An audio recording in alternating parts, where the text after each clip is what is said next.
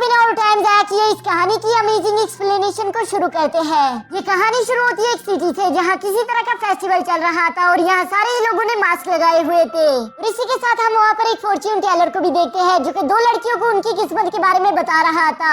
यहाँ दोस्तों मैं आप लोगों को बता दूं कि ये लड़का हमारी इस कहानी का मेन हीरो होने वाला है जिसका नाम लियांगजी है। यहाँ पर लियांगजी पैसों के लिए सारे बेईमानी के काम बहुत ही ज्यादा ईमानदारी से कर रहा था कि तभी हमें हेवन का सीन दिखाया जाता है जहाँ हेवनली गेट का प्रोटेक्टर इमॉर्टल गॉड युवान एक डीमन को अंदर जाने से रोक रहा था और इसी वजह से इन दोनों के दरमियान एक खतरनाक फाइट शुरू हो जाती है। इमॉर्टल गॉड युवान को अंदाजा नहीं था कि तभी वो डीमन एक स्टार अरे फॉर्मेशन क्रिएट करना शुरू कर देता है। इस फॉर्मेशन से टकराने के बाद हम देखते हैं कि इमॉर्टल गॉड युवान काफी बुरी तरह से जख्मी हो गया था जिसकी वजह से वो वहाँ से टेलीपोर्ट होकर चला जाता है। जिसके बाद हम हमारे हीरो लियांगजी को देखते हैं जो कि एक दरख्त के नीचे बैठकर किसी से छुपने की कोशिश कर रहा था और यहीं पर हमें पास का वो सीन दिखाया जाता है जहाँ लियांगजी अभी भी उन दो औरतों को उनके फ्यूचर के बारे में बता रहा था। लियांगजी कोई असली फॉर्च्यून टेलर तो नहीं था, वो तो बस पैसों के लिए ये उल्टी हरकतें करता रहता था जिसकी वजह से वो कुछ उल्टा पुल्टा उन औरतों को बताना शुरू कर देता है। इसकी वजह से वो दोनों औरतें कहती है कि तुम ये क्या अजीब बातें कर रहे हो, ऐसा कैसे हो सकता है। इस पर लियांगजी कहता है कि मैं कुछ नहीं कह सकता क्योंकि तुम्हारी किस्मत पर बुरे अंधेरा साया छा गया है और अगर तुम चाहती हो कि मैं तुम्हारी किस्मत को उस बुरे साए से आजाद करवा दूं तो तुम्हें उसके लिए मुझे 50 टेल्स देने होंगे। ये सुनकर तो वो औरत डर के मारे मान ही गई थी लेकिन तभी वहाँ पर एक ग्रुप की एंट्री होती है जिनको लियांगजी की इन हरकतों के बारे में मालूम था तो इसलिए वो लोग लियांगजी के पीछे भागना शुरू कर देते हैं ताकि वो उसे पकड़कर अच्छा मजा सिखा पाए। इसी के साथ सीन शिफ्ट होकर प्रेजेंट में आ जाता है जहाँ लियांगजी एक दरख्त के नीचे बैठकर कह रहा था भला मैं क्या ही गलत कर रहा हूँ। वो कहता है कि मैं अपनी 6 इंच की लंबी जबान का इस्तेमाल करते हुए सारे बेईमानी के काम इतनी ज्यादा ईमानदारी से करता हूँ लेकिन इसके बावजूद भी लोग मुझे शांति से जीने नहीं देते, आखिर मेरा क्या कसूर है। जिसके साथ ही लियांगजी गुस्से के साथ उस दरख्त को हिट करता है और उसे हिट करते ही अचानक से उसके सर पर एक स्टेम गिर गया था। वो इस स्टेम को जैसे ही जमीन से उठाता है तभी उसके पीछे एक पोर्टल ओपन हो गया था जिससे इमॉर्टल गॉड युवान निकल कर बाहर आ जाता है लेकिन वो काफी ज्यादा जख्मी हालत में था जिसकी वजह से वो वहीं पर बेहोश हो जाता है। इसके बाद हम देखते हैं कि लियांगजी उसे अपने साथ उठाकर एक गुफा के पास ले आया था जहाँ वो उसका अच्छे से इलाज करता है। इमॉर्टल गॉड युवान के होश में आने के बाद वो सवाल करता है कि आखिर मैं किस जगह पर मौजूद हूँ जिस पर लियांगजी उसे सारा कुछ बता देता है। साथ ही साथ लियांगजी बताता है कि आप मुझे जंगल में जख्मी हालत में मिले थे जिसकी वजह से मैं आपको उठाकर यहाँ पर ले आया। इमॉर्टल गॉड उसकी ये सारी बातें सुनने के बाद अपनी हालत देखता है कि वो तो बुरी तरह से जख्मी हो चुका था यानी कि वो अपनी पावर्स को अब इस्तेमाल नहीं कर सकता इसलिए उसे अपनी पावर्स किसी और को पास करनी होगी और अब उसके सामने कोई और चारा भी नहीं सिवाय लियांगजी के। इसलिए वो एक तरह की स्पिरिचुअल टेक्निक परफॉर्म करके देखता है जिस पर उसे मालूम होता है कि लियांगजी का दिल काफी ज्यादा साफ है। जिस बात को जानने के बाद हम देखते हैं कि इमॉर्टल गॉड युवान ने उसी स्टेम का इस्तेमाल करते हुए अपनी सारी पावर्स लियांगजी को पास कर दी थी। लियांगजी जैसे उन पावर्स को एब्जॉर्ब करता है तभी उसकी नजर इमॉर्टल गॉड युवान पर पड़ गई थी जो पहले से काफी ज्यादा बूढ़ा हो चुका था।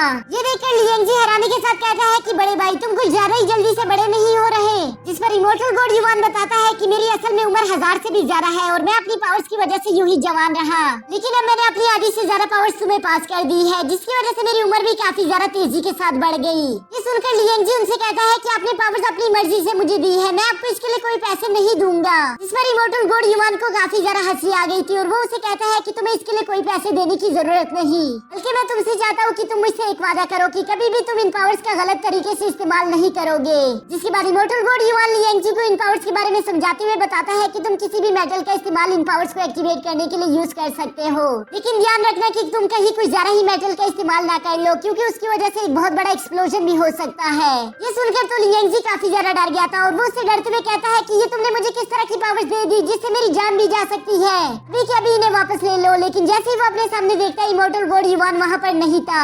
इसके बाद उसे एक आवाज सुनाई देती है कि अगर तुम्हें अपनी पावर्स के बारे में सीखना है तो तुम्हें टियानमेन सिटी चले जाना चाहिए जहाँ मेरे जानने वाला एक आदमी है, वो तुम्हें इन पावर्स के बारे में अच्छे से सिखा देगा। ये जानने के बाद लियांगजी के पास अब कोई और रास्ता नहीं बचता तो इसलिए वो फौरन से टियानमेन सिटी की तरफ निकल गया था जहाँ वो अपने रास्ते में देखता है कि एक बहुत बड़ा स्नेक एक क्यूट से फेरी फॉक्स पर हमला कर रहा था। ये देखकर लियांगजी फर्स्ट टाइम अपनी पावर्स का इस्तेमाल करते हुए उसे बचाने की कोशिश करता है लेकिन इस हमले के दौरान वो खुद ही जख्मी होकर बेहोश हो गया था। यहाँ बेहोश होने के बाद हम देखते हैं कि लियांगजी को अपने पास का एक विजन दिखाई देता है जहाँ उसकी बाहों में एक लड़की मर रही थी और चारों तरफ आग ही आग और तबाही मची हुई थी, जिस पर वो लड़की लियांगजी से कहती है कि इसमें तुम्हारी कोई गलती नहीं, और ये कहते साथ ही उसने अपना दम तोड़ दिया था। जबकि यहाँ बाहर हम रियल वर्ल्ड में देखते हैं कि वो फेरी फॉक्स तो काफी ज्यादा पावरफुल थी क्योंकि उसने उस डीमन स्नेक को मार दिया था। इसके बाद वो फेरी फॉक्स लियांगजी को भी हील करके जगा देती है क्योंकि लियांगजी ने भी उसकी मदद करने की कोशिश की थी। ये सब करने के बाद हम देखते हैं कि फेरी फॉक्स वहाँ से जाने लगी थी कि तभी लियांगजी उसे रोकते हुए कहता है कि प्लीज मेरे सफर में मेरा साथ दो क्योंकि मैं टीएलएमएन सिटी की तरफ जा रहा हूँ और मुझे पता है कि रास्ता कितना ज्यादा खतरनाक है, तो अगर तुम मेरी मदद करोगी तो ये काफी ज्यादा अच्छा होगा। इस बार पहले तो वो फेरी फॉक्स नहीं मान रही थी, लेकिन लियांगजी बच्चों की तरह रोना शुरू कर देता है जिसकी वजह से आखिरकार उस फेरी फॉक्स को मानना पड़ा। हम देखते हैं कि फेरी फॉक्स ने भी लियांगजी के साथ आगे के सफर पर चलना शुरू कर दिया था, जहाँ रास्ते की काफी ज्यादा मुश्किलात के बाद आखिरकार वो टीएलएमएन सिटी पहुँच गए थे। यहाँ पहुँचने के बाद वो देखते हैं कि वो लोग सिर्फ यहाँ पर अकेले नहीं बल्कि वहाँ पर और भी बहुत सारे लोग टेस्ट देने के लिए आए होते हैं। जिसके बाद हम वहाँ पर सेलेस्टियल साइड के एल्डर मास्टर रयोकी को देखते हैं जो इन सबको वेलकम करते हुए अंदर की तरफ ले गए थे। यहाँ अंदर मेन हॉल में मास्टर रयोकी इन सबका एक टेस्ट लेते हैं और वो बताते हैं कि जिसकी भी स्पिरिचुअल एनर्जी ज्यादा होगी हम सिर्फ उसको ही अपना स्टूडेंट बनाएंगे।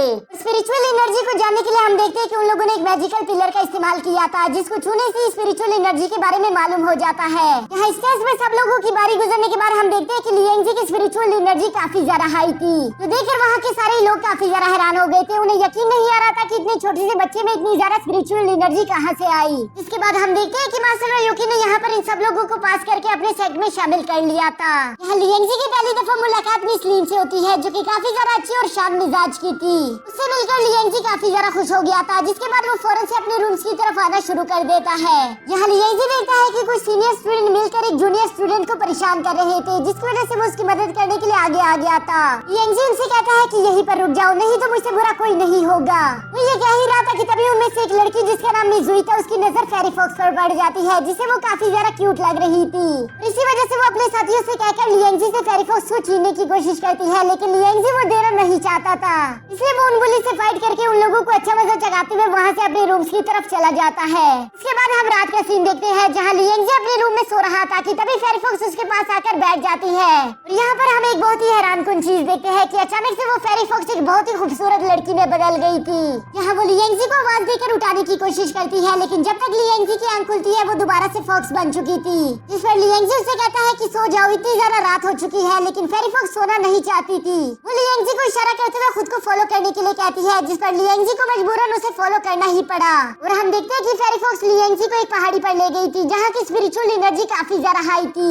ये देखकर लियांगजी वहाँ के एक स्टोन पर बैठकर कल्टीवेशन करना शुरू कर देता है, जिसकी वजह से उसे काफी ज्यादा तकलीफ हो रही थी। यहाँ की स्पिरिचुअल एनर्जी लियांगजी के लिए फर्स्ट टाइम में काफी ज्यादा थी, इसलिए वो उन सबको एब्जॉर्ब नहीं कर पा रहा था, जो देखकर फेरी फॉक्स फौरन से लियांगजी के गले लग जाती है ताकि वो एनर्जी इन दोनों में इक्वली डिवाइड हो सके। और इस तरह से हम देखते हैं कि लियांगजी यहाँ पर काफी देर तक कल्टीवेशन करते हुए अपनी पर्पल आइस की पावर्स को एक्टिवेट कर लेता है।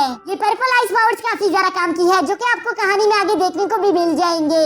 अब हमें नेक्स्ट डे का सीन दिखाया जाता है जहाँ टीचर चेंगजी इन लोगों को अपनी स्पिरिट एनर्जी को फायर करना सिखा रहे थे। वो इन्हें बताते हैं कि आप लोगों को अपनी सारी चीज एनर्जी को जमा करके अपनी उंगलियों में लेकर आना है, जिसके बाद आप उसको फायर करके किसी भी चीज को चकनाचूर कर सकते हो।